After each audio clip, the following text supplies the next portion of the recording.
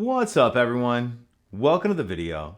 Today we're going to take a look at how to get a 2026 Nissan Sentra unlocked, opened, and started if the key fob dies. So I've taken the battery out of this key fob to demonstrate.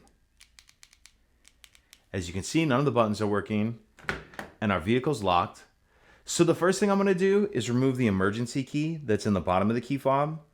That's done by pressing this release on the back of the fob that my thumb's on, and the emergency key will slide out like that.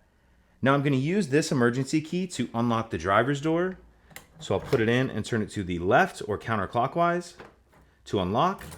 Now after we unlock it, it's a good idea to go ahead and throw the key back in our fob just so we don't lose it.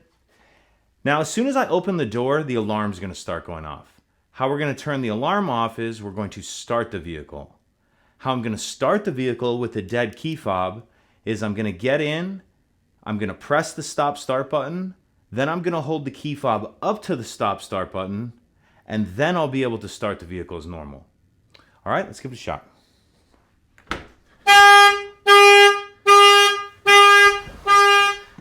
So get in, press the stop start button, then hold the key fob up to the stop start button, and now we should be able to start the vehicle as normal.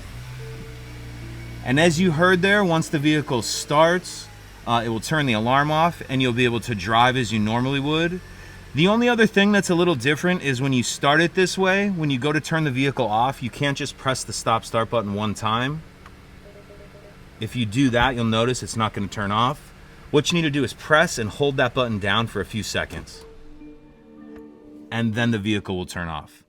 The only other thing you'll want to do is to replace the battery in your key fob as soon as you can. And I'll put a link in the description box of this video to a video on how to replace the battery in this key fob in case you're unfamiliar. If you could take a second to like and subscribe, it helps us out and I'd appreciate it. Thank you.